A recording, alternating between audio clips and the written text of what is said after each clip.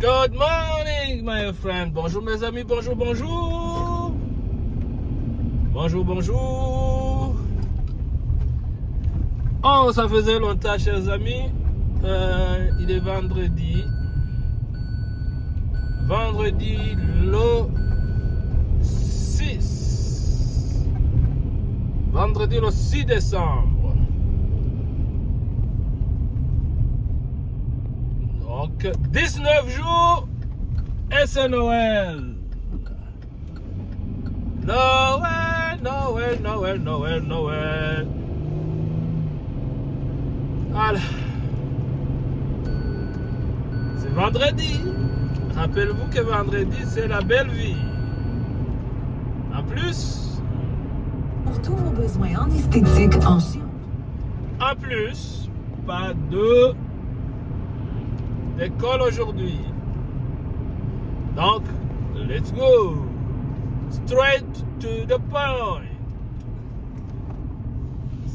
Directement au bureau. Aïe. Ah. Pas beaucoup de monde aime travailler vendredi. Est-ce que je vais prendre un café aujourd'hui? C'est vendredi.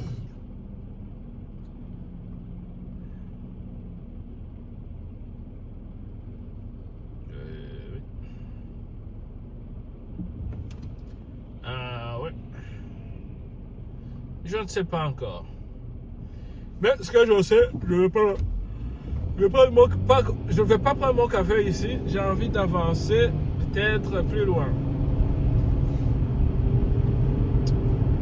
Alors, comment était ma semaine?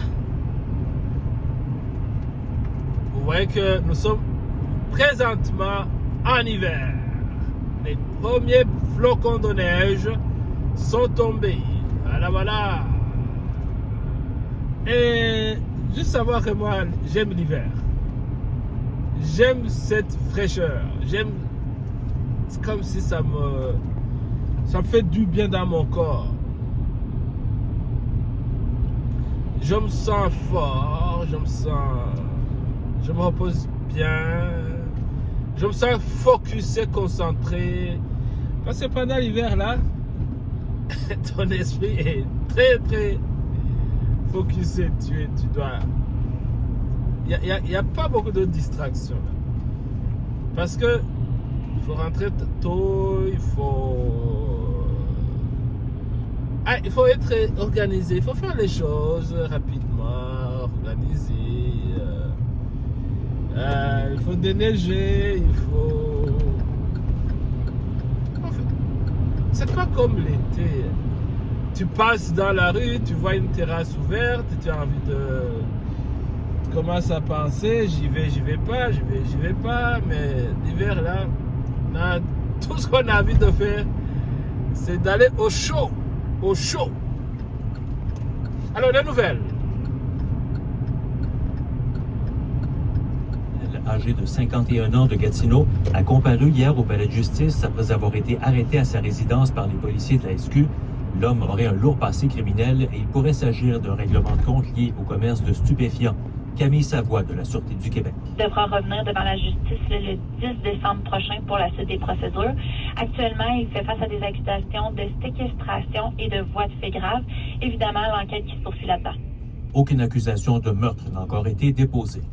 Un autre grave accident est survenu sur l'autoroute 50 vers 18h30 hier soir dans le secteur de Grenville. Une camionnette et une voiture sont entrées en collision sur un tronçon de l'autoroute où les voies ne sont pas séparées par un terre-plein. Une personne a été transportée à l'hôpital pour des blessures sérieuses, mais qui ne mettrait pas sa vie en danger. Le ministre de la Santé, Christian Dubé, a annoncé hier soir la signature de l'entente entre le gouvernement et les syndiqués de la FIC, majoritairement des infirmières, se disant confiant de réussir à gérer le changement avec les infirmières et s'est engagé à continuer à faire évoluer le réseau de la santé grâce à l'Agence Santé Québec. Il a estimé que tous les acteurs du réseau parviendront, en travaillant ensemble, à améliorer les services à la population. On écoute la réaction de la présidente de la FIC, section Lanaudière, Marie-Chantal Bédard. C'est sûr que nous, on est très contents que ça soit signé pour que les choses commencent à s'appliquer, entre autres, là, les mesures incitatives du temps des fêtes. Par contre, ce qu'on espère, parce qu'on l'a vu avec les autres syndicats, suite à leur signature, il y a quand même des délais là, pour verser les montants. Donc, on espère là, que ils vont s'être pratiqués justement avec les autres syndicats, puis que rendu à nous, ils vont être capables d'être en mesure de payer les gens selon ce qui est négocié dans la convention. Là. Une autre promesse non respectée de la CAQ fait l'objet de dénonciations. Cette fois, c'est le député de Marquette, Enrico Ciccone, qui demande à François Legault de respecter son engagement envers les citoyens de Tursault. Lors de la période de questions à l'Assemblée nationale, le député Ciccone a dit de François Legault qu'il avait saisi l'opportunité, après le décès de Guy Lafleur en avril 2022, de se faire du capital politique en promettant de sauver l'aréna de Tursault. Or, cette aréna construite dans les années 40 est en fin de vie utile. Le gouvernement de la CAQ a déjà refusé le financement pour un centre multifonctionnel qui comprendrait un aréna. Si la volonté politique n'y est pas, il faudrait au moins que le gouvernement Legault ait le courage de dire la vérité aux citoyens de Tursault, selon le député Ciccone. Dure semaine pour la vice-première ministre du Québec et ministre des Transports, Geneviève Guilbeault. Après s'être fait rappeler à l'ordre par son premier ministre, cette semaine, voilà que la ministre Guilbeault est blâmée formellement par les présidents de l'Assemblée nationale pour avoir commis un outrage au Parlement. Geneviève Guilbeault a omis de déposer le rapport annuel 2023 de la Société de l'assurance automobile du Québec, ce qui aurait dû être fait depuis le mois de septembre. Le député libéral Monsef Déragi est sidéré par le manque de transparence de la ministre Guilbeault. Je trouve ça troublant. Je trouve ça carrément un manque de compétence de la part de la ministre des Transports et de la Mobilité durable. C'est gênant de voir la ministre aujourd'hui sortir pour nous dire qu'un rapport avec un retard de 7 mois, il sera déposé l'année prochaine.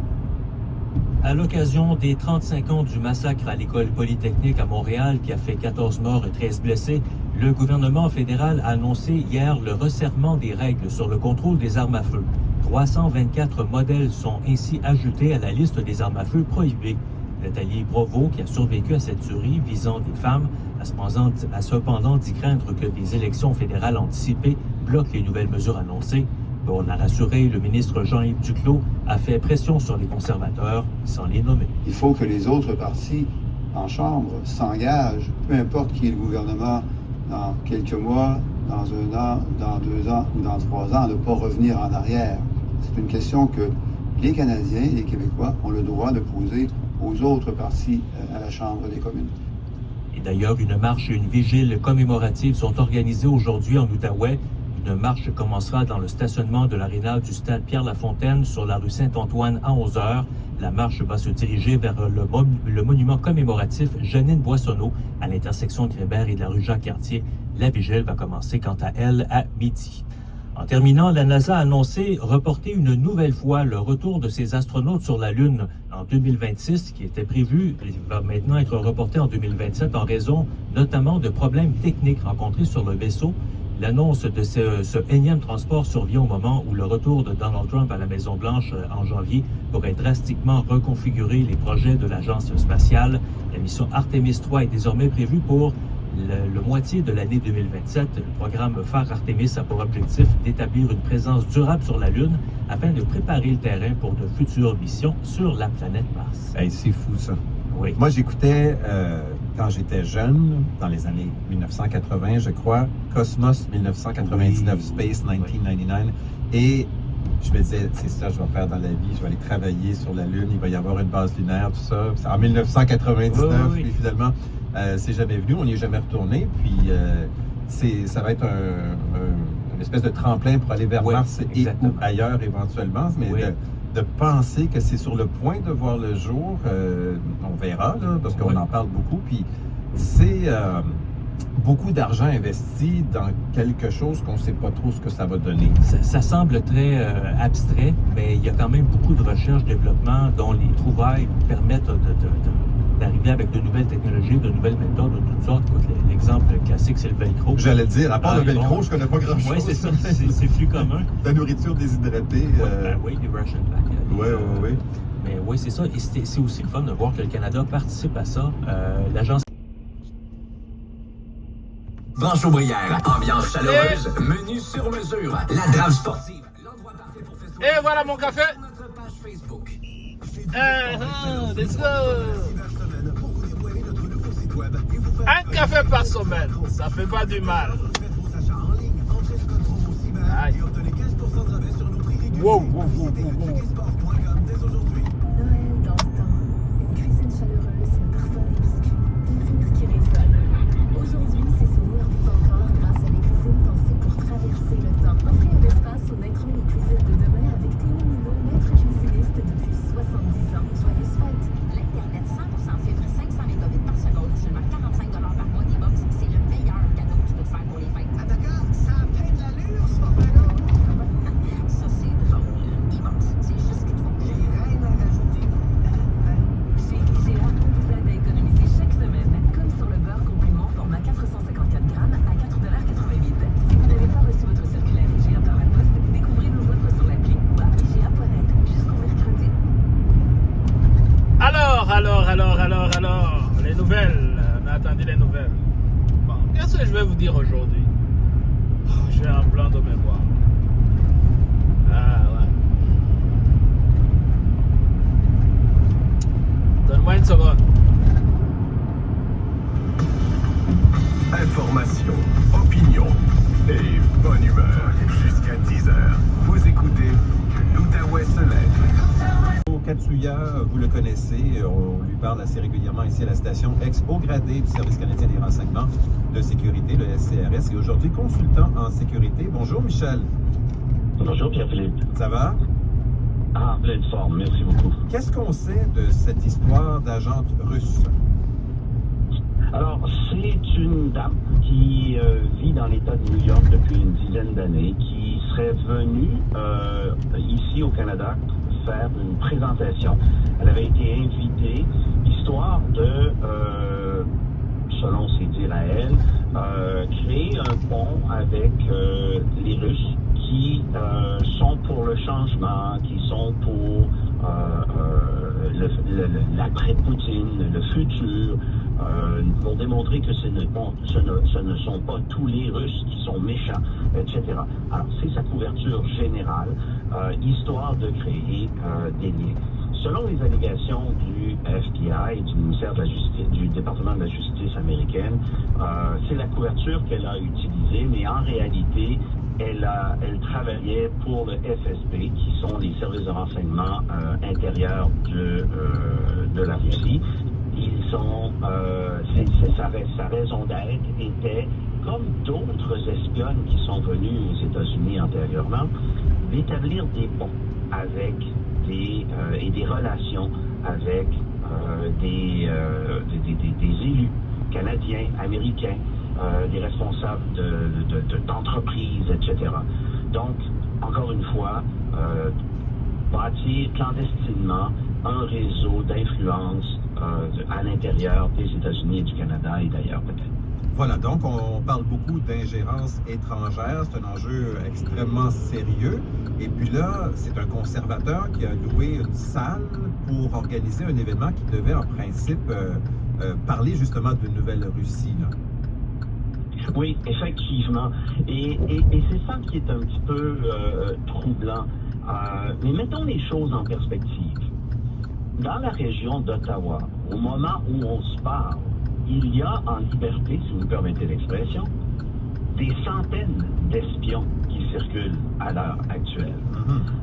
Si vous prenez l'ambassade chinoise, c'est environ 60 à 70% des diplomates chinois qui sont des espions entraînés.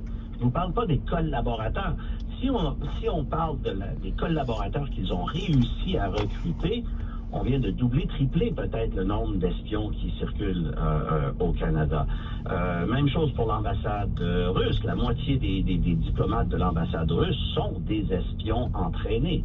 Donc, c'est monnaie courante pour les services de renseignement que d'avoir à gérer avec des espions. Ce qu'on n'arrive pas à mettre en place suffisamment, c'est les réflexes avec les élus de faire des vérifications au préalable, de faire des vérifications sur les personnes avec qui ils vont interagir, faire venir, interpeller, etc. Et ça, on a encore du travail à faire là-dessus, parce que aussi, le SCRS et la GRC ne communiquent pas suffisamment d'informations au grand public à cet effet. Maintenant, pour cette espionne en particulier, je n'ai pas de doute que probablement le FBI avait déjà avisé le SCRS et la GRC, qu'ils étaient déjà au courant, qu'il y avait probablement une équipe de surveillance à l'heure actuelle parce qu'on voulait voir à qui elle allait parler, avec qui elle allait passer du temps, parce qu'au bout de la ligne, tous ces espions dont on a la connaissance, on cherche à connaître leur réseau afin d'éventuellement pouvoir neutraliser leur réseau. Alors, on ne procède pas tout de suite à des arrestations. Les services de renseignement nationaux, on travaille différemment que les policiers. De toute façon, c'est pas notre but que d'amener ces gens-là en cours et devant les tribunaux. C'est plutôt notre fonction que de neutraliser leurs actions. Semble presque dire que c'est normal, qu'il faut s'y attendre, mais donc on n'a pas de raison de s'inquiéter ou on doit s'inquiéter justement parce qu'on n'a pas les réflexes d'agir, comme tu disais? On a besoin de s'inquiéter. On a réécouté les témoignages des dizaines et des dizaines de témoins qui sont passés devant la commission Hogg pour voir jusqu'à quel point, le gouvernement a été informé. Tous les gouvernements antérieurs, de M. Mulroney jusqu'à M. Trudeau aujourd'hui, ils ont tous été informés.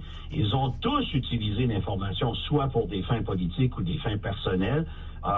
Donc, à quelque part, il faut s'en préoccuper parce que, justement, on n'a pas développé les réflexes. Et le prix qu'on paye à l'heure actuelle, c'est que nos alliés nous regardent, ceux dans le groupe des Five Eyes, là, les 5 yeux, les Five Eyes, là, on est là, ils crochent, nous autres, la gang, parce qu'on ne fait pas le travail qu'on est supposé de faire. Et là, on commence à être mis à l'index par nos alliés, parce que, justement, le Canada ne fait pas ce qu'il fait. D'où l'idée que de M. Trump de nous avoir menacé de nous imposer 25% sur les produits canadiens qui allaient descendre aux États-Unis si on ne faisait pas mieux en matière d'immigration, en matière de lutte contre les drogues de synthèse auxquelles le Canada est devenu maintenant un exportateur. C'est très problématique. On a retiré le financement à la Défense nationale, au ministère de la Justice, à la GRC à l'heure actuelle.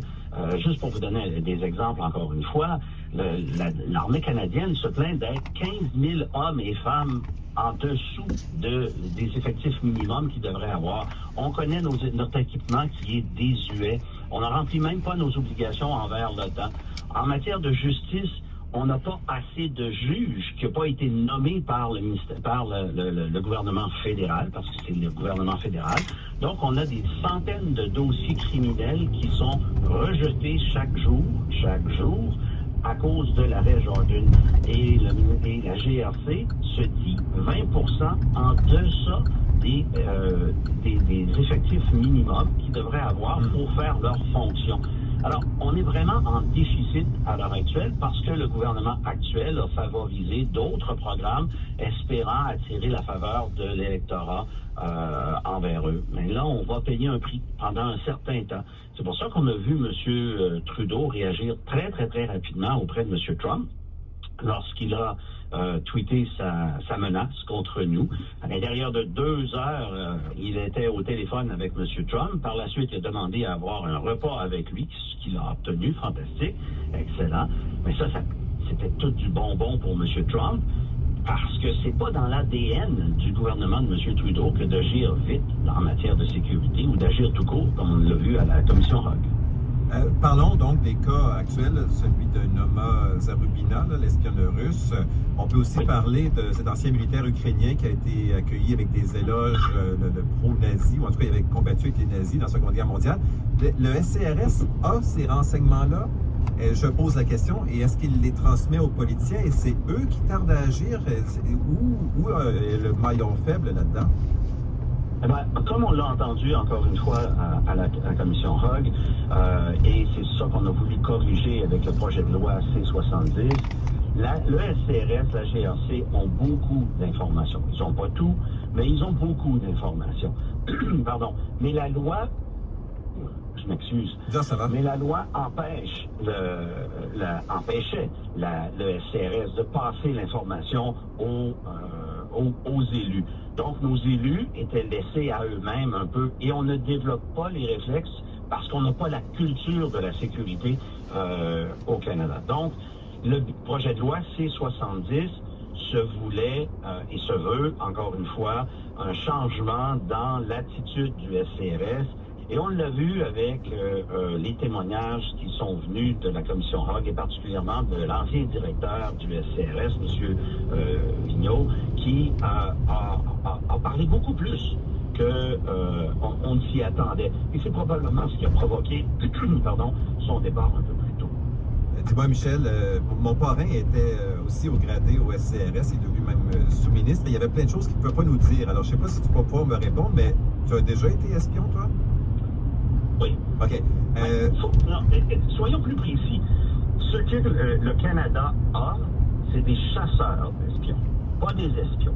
La différence, c'est que les espions, c'est ceux qui appartiennent à des services de renseignement offensifs, comme la CIA, le MI6, le MSS chinois, le SVR de la Russie. Ça, ce sont des gens qui sont utilisés pour aller espionner. Nous, au Canada, on n'a qu'une posture défensive. Donc, le SCRS n'a pas officiellement d'espions offensifs. On a l'autorité d'opérer à l'extérieur du Canada. On a l'autorité de faire des opérations au besoin à l'extérieur du Canada. Et j'en ai fait moi aussi, comme d'autres de mes collègues. Mais c'est pas notre apanache. Parce qu'on ne fait pas comme la CIA. Parce que un espion, c'est quoi? Un espion, c'est un menteur, c'est un voleur, c'est un tricheur, c'est même tueur à l'occasion. Alors que pour nous, on est des agents du contre-espionnage, donc c'est de neutraliser les opérations des services étrangers en sol canadien. Donc, on ne fait pas comme les cas de figure dont tu as fait état plus tôt, les Chinois notamment, qui en ont des espions ici. Nous, dans nos ambassades, dans nos consulats à l'étranger, on n'en a pas des espions qui transmettent des informations. Ici, c'est plus consulaire que policier ou espionnage. Oui, on a des agents du service du renseignement ou de la GRC qui sont en poste dans les ambassades, mais ils sont ce qu'on appelle des agents déclarés au pays où ils se trouvent. Ils sont connus des services de renseignement parce que leur fonction, c'est d'être des agents de liaison. Ils opèrent pour transmettre des informations et recevoir des informations avec les agences locales dans les pays où ils ont été, où ils sont en place. On a, dans des circonstances extraordinaires et exceptionnelles, utilisé des agents de manière clandestine, occasionnellement même, pour protéger le Canada. Mais habituellement, c'est en collaboration avec les forces locales. Voilà, une grosse différence. Fascinant de parler avec toi, Michel, toujours. Merci beaucoup. Bonne journée. Bon week-end. Bon week-end. Au revoir. Salut, Michel Junot-Katsuya, ex-gradé au Service canadien du renseignement de sécurité et aujourd'hui consultant en sécurité. Il est 8h37. On s'en va à l'actualité. Pour réentendre les entrevues, fm1047.ca. Les actualités Cogeco Nouvelles. Un nouvel accident s'est produit hier en fin de journée sur l'autoroute 50 dans le secteur de Grenville. Une camionnette et une voiture sont entrées en collision sur un tronçon de l'autoroute où les voies ne sont pas séparées. Une personne a été transportée à l'hôpital pour des blessures sérieuses, mais qui ne mettent pas sa vie en danger. Un homme au lourd passé criminel a été arrêté par la Sûreté du Québec en lien avec une histoire de meurtre commis à Val-des-Monts la fin de semaine dernière. Éric Trudel, âgé de 51 ans de Gatineau, a comparé au palais de justice après avoir été arrêté à sa résidence par les policiers de la SQ. Et une marche et une vigile commémorative sont organisées aujourd'hui dans la région pour souligner le 35e anniversaire de la tragédie de Polytechnique qui avait coûté la vie à 14 jeunes femmes. La marche commencera dans le stationnement de l'aréna du stade Pierre-Lafontaine sur la rue Saint-Antoine. Et voilà. Est-ce qu'il y a des espions à Ottawa? On s'en parle ce soir. Bonne journée, je viens d'arriver.